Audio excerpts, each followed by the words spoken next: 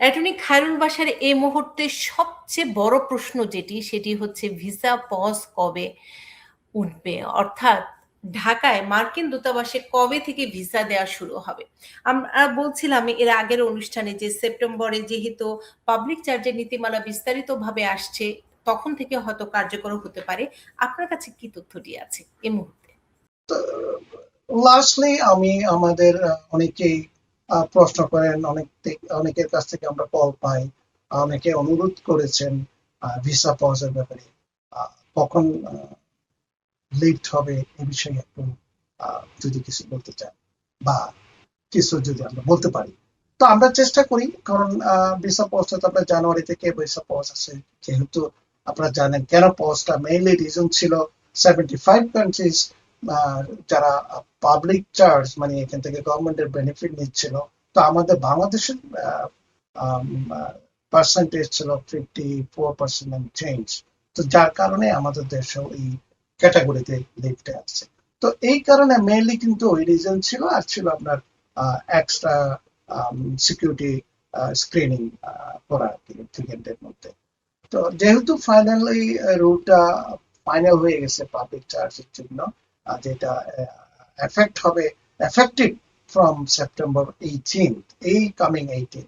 তো আমরা আশা করছি সেপ্টেম্বর 18 তারিখ পর থেকে ভিসা পজ লিফট হবে, but it's not 100% sure. It's hour excuse me আপনার প্রেডিকশন বা গ্যাস বলতে পারেন। তো আশা করি 18-র পর থেকে এই পোস্টটা হবে।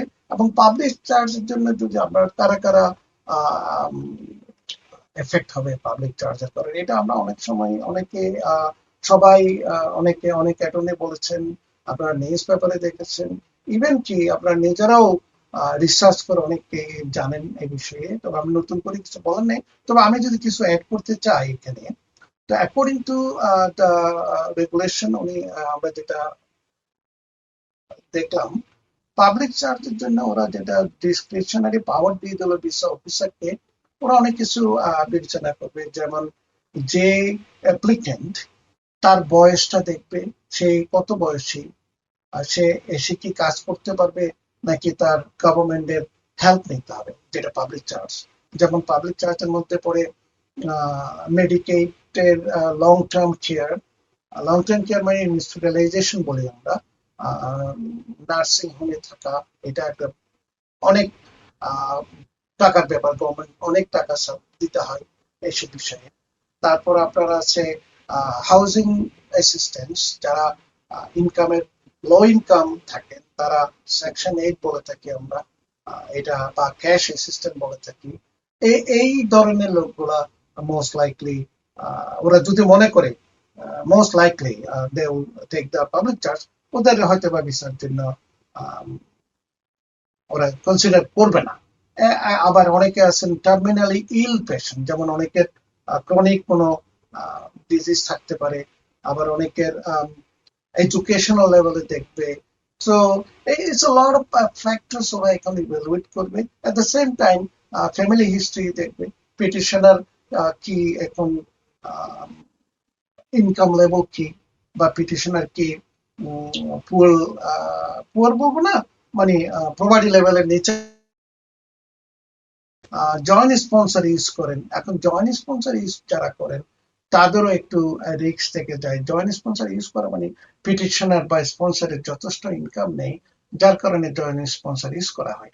সো এইসব ফ্যাক্টর গুলা ওরা সবকিছু বিবেচনা করে অফিসার যারা ভিসা কনসুলার সেকশন যারা ভিসা রিভিউ করে ফাইনালি অ্যাপ্রুভ করবে, তারা এইসব বিবেচনা করে হয়তো বা দিবে আর কি।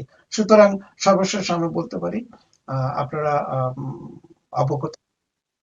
এখন কি হবে দেখা যাবে সামনে। তো আশা করি সবাই ভালো থাকবেন।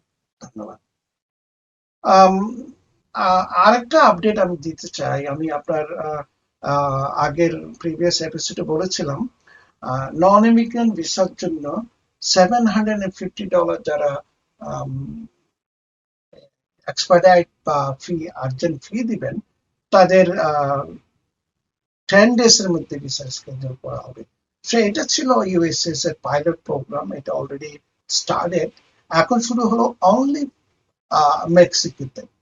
মেক্সিকোর কনসুলেট যেখানে আছে এইসব কনসুলেটে ওদের জন্য, ওদের ন্যাশনালিটির জন্য পাইলট প্রোগ্রামটা চালু হয়ে গেছে।